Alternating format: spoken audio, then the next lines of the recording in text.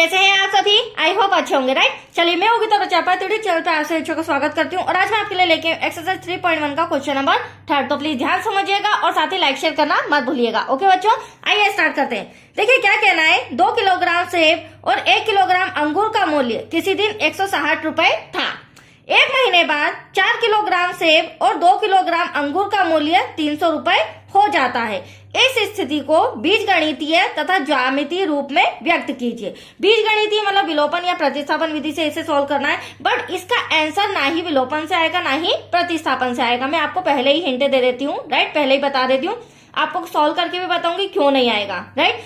दूसरा, ज्यामितीय रूपों में मतलब कि हमें इसे ग्राफ में भी शो करके बताना है। तो ग्राफ में तो इजीली शो हो जाएगा, बट इसका आंसर 1 किलो अंगूर और 1 किलो सेब का मूल्य नहीं निकल पाएगा। आइए देखते हैं कैसे। देखिए, सबसे पहली बात तो बीजगणितीय रूप में बोला है तो हमें 1 किलो अंगूर और 1 किलो सेब का मूल्य चाहिएगा। तो हमें मानना पड़ेगा, माना कि 1 किलोग्राम सेब का मूल्य बराबर x रुपए, ठीक है। उसी तरह हम 1 किलोग्राम अंगूर का मूल्य भी मान लेते हैं बच्चों। तो अंगूर का मूल्य हम मान लेंगे y रुपए, राइट।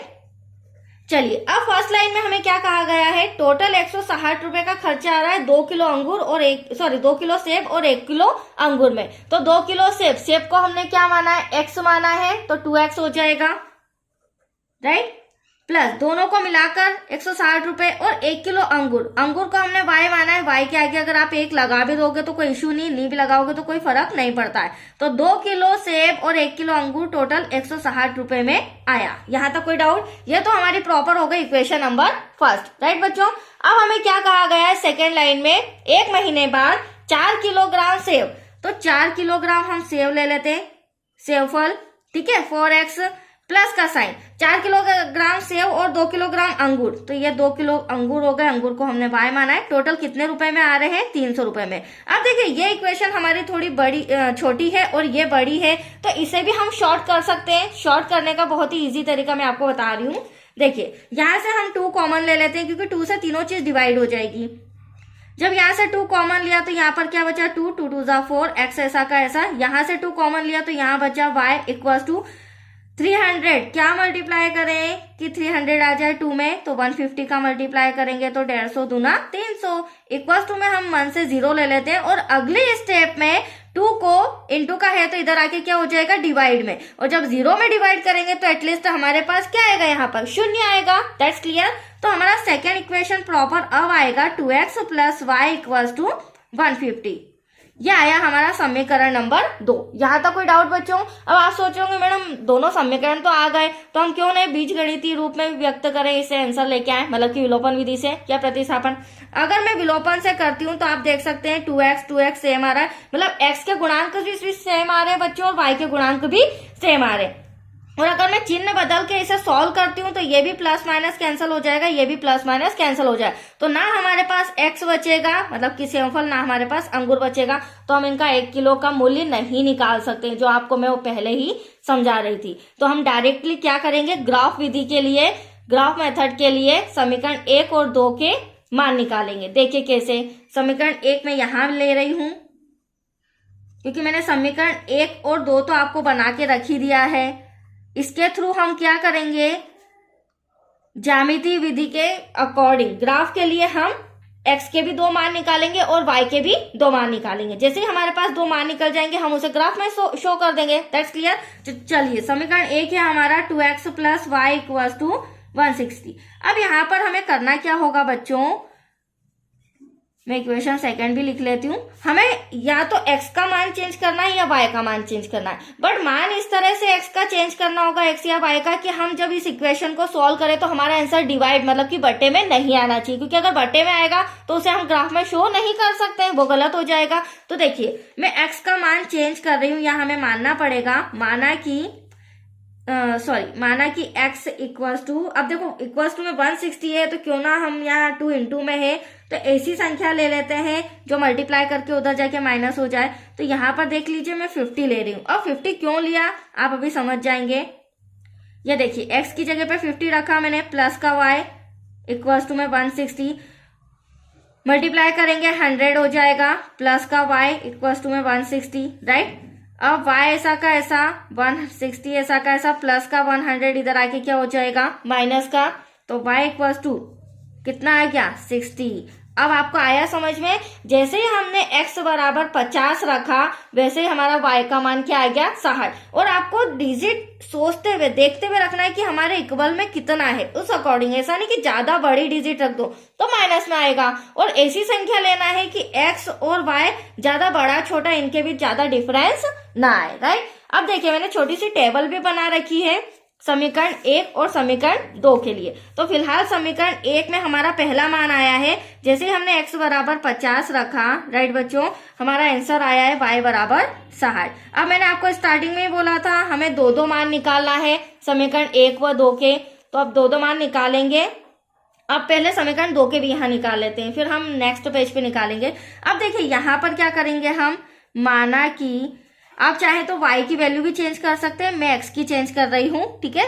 अब यहाँ 150 है तो इसी के अकॉर्डिंग मुझे लेना होगा, तो मैं यहाँ पर ले रही हूँ 60, ठीक है। x का मान इस बार मैं ले लेती हूँ 60, तो 2 ब्रैकेट में 60 हो जाएगा। अब देखिए 6 2 12, तो 120 माइनस हो जाएगा, राइट, इसलिए मैंने ये लिया है। अब 120 प्लस का y इक्वल्स टू 150, y ऐसा का ऐसा, 150 ऐसा का ऐसा, प्लस का 120 उधर जाके माइनस का हो जाएगा, तो y इक्वल्स टू आया हमारे पास 30 माइनस करने पर। तो आप देख सकते हैं जैसे ही हमने x का मान 60 रखा वैसे ही y की वैल्यू आ गई 30, पर ये समीकरण 2 की है, राइट। तो यहाँ पर हम लिख लेते हैं x का मान हमारा 60 है और y का मान हमारा 30 है। यहाँ तक कोई डाउट बच्चों? अब हमें इनके एक एक मान और निकालना है, जो मैं इस नेक्स्ट पेज पर निकाल रही हूँ। तो यहाँ हम देख सकते हैं 2x प्लस का y इक्वल्स टू में 160 और यहाँ पर 2x प्लस का y इक्वल्स टू में 150। अब देखिए, अब हम समीकरण 1 में मान लेते हैं, माना x इक्वल्स टू क्या हो जाएगा बच्चों, x इक्वल्स टू हम यहाँ पर मान लेते हैं 60, क्योंकि 6 दूनी 12 कैंसिल हो जाएगा, 160 में से 120 तो 40 बचेगा। तो यहाँ पर मैं ले रही हूँ x इक्वल्स टू 60, 2 ब्रैकेट में 60 प्लस का y इक्वल्स टू में 160, 6 2 12 plus y equals to 160, y equals to 160 plus का 120 इधर आके माइनस का हो जाएगा, तो y इक्वल्स टू हो जाएगा 40। एनी डाउट बच्चों? यहाँ आया आपको समझ में? तो जैसे ही हमने x का मान 60 रखा समीकरण 1 में, जैसे ही हमने x का मान 60 रखा वैसे ही हमारा y का मान 40 आ गया, राइट। चलिए अब नेक्स्ट हम समीकरण 2 भी सॉल्व कर लेते हैं फटाफट। समीकरण 2 में हम रखेंगे x इक्वल्स टू, यहाँ पर हम ले लेते हैं, हाँ 50 टू 100 है ना, तो x बराबर 50 ले लेते हैं, तो 2 multiply by 50 plus y equals to 150, तो यहाँ हो जाएगा 100 प्लस का y इक्वल्स टू 150 और y इक्वल्स टू 150 प्लस का 100 उधर जाके माइनस का, तो y इक्वल्स टू हो जाएगा 50। अब आप देख सकते हैं x भी 50 आ रहा है, y भी 50 आ रहा है, तो यहाँ पर मैं लिख लेती हूँ समीकरण 2 के निर्देशांक जो हमारा सेकेंड आया है बिंदु, दोनों के 50-50 आए, राइट बच्चों। तो चलिए ये मैंने टेबल तैयार कर ली है, अब हमें इस कॉपी की जरूरत नहीं, अब हमें जरूरत होगी ग्राफ की, क्योंकि ग्राफ में हमें इसे शो करके बताना है। देखिए अब थोड़ा सा आप ग्राफ समझ लेते बच्चों, ध्यान से देखिएगा।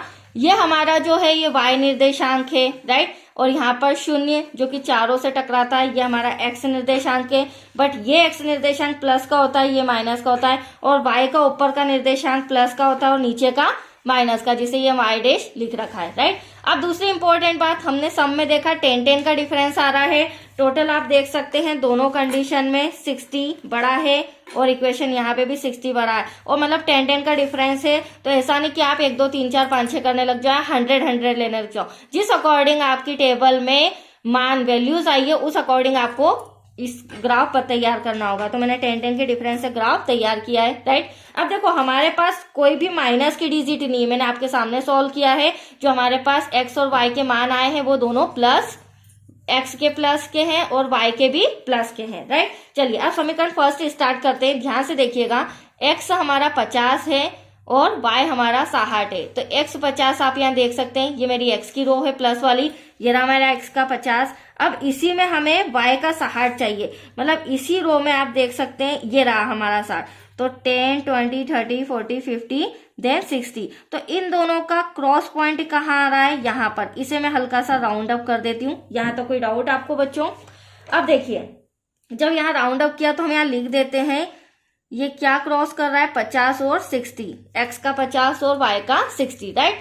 अब समीकरण एक की ही बात करेंगे तो x अब हमारा 60 होगा, ये रहा x हमारा 60 और y हमारा 40 हो जाएगा। तो ये y रहा, तो आप देख सकते हैं ये रहा 60, 10, 20, 30, 40। तो इन दोनों का पिक पॉइंट क्रॉस कनेक्शन कहाँ पे हो रहा है, यहाँ पे हो रहा है। ब्रैकेट में हम लिख देंगे 60 माइनस 40। यहाँ तक कोई डाउट? तो देखो समीकरण फर्स्ट के दो निर्देशांक, दो बिंदु मैंने लगा लिए हैं। अब इसे हमें ध्यान से समझना बच्चों, पॉइंट टू पॉइंट, मतलब जो डॉट आपको नजर आ रहा है उस डॉट पर को प्रतिच्छेद करते हुए हमें एक रेखा खींचनी होगी। तो देख सकते हैं आप, मैं आपके सामने एक रेखा खींच रही हूं, ये इस तरह से। तो ये हमारा समीकरण नंबर फर्स्ट हो गया। अब समीकरण फर्स्ट क्या था उसे हम लिख भी देते हैं। समीकरण फर्स्ट था हमारा 2x प्लस का y और इक्वल्स टू में 160। तो ये आपका समीकरण एक मैंने आपको ग्राफ में सोल्व करके बता दिया, राइट बच्चों। चलिए अब समीकरण 2 हम सोल्व करते हैं, जो कि प्लस के हैं। अब समीकरण 2 में जो x है हमारा, हमने उसे 60 माना था, ये रहा हमारा, ठीक है। समीकरण 2 सोल्व करें, और जो y था उसे क्या माना था, 30। तो आप देख सकते हैं 10, 20, ये 30 y वाली रो है, तो ये रहा 30 और ये रहा 60। तो यहाँ पर बिल्कुल नजदीक में इनके आ रहा है क्रॉस कनेक्शन। तो यहाँ पर मैं राउंड अप कर रही हूँ, कोई डाउट आपको? इसका हम लिख सकते हैं, यहाँ पर x के निर्देशांक पहले आते हैं तो 60 और 30। तो ये 60, 30 हो गया। अब समीकरण 2 में ही 50, 50 दोनों का कितना लेना है, 50। मतलब x ये रहा हमारा 50 और y ये रहा हमारा 50। तो इन दोनों का कनेक्शन बन रहा है यहाँ पर, देख रहे होंगे आप ड्रॉ के अंदर ध्यान से, ये देख लीजिए। तो हमें लिखना पड़ेगा 50, 50। ये हमने बिंदु भी शो कर दिए। अब आप देख रहे होंगे यहाँ पे भी हमें ध्यान से समझना होगा, क्योंकि दोनों बिंदुओं को प्रतिच्छेद करते हुए एक रेखा हमें खींचनी है, राइट बच्चों। यही हमारा ग्राफ होगा। तो देखिए आप देख सकते हैं, इनको प्रतिच्छेद करते हुए मैंने एक और रेखा खींची, यह होता है ग्राफ। आया आपको समझ में? अब समीकरण जो 2 है उसे हम यहाँ पर नीचे लिख सकते हैं, ठीक है। समीकरण 2 है हमारा 2x plus y equals to में 150। ये हो गया समीकरण नंबर 2।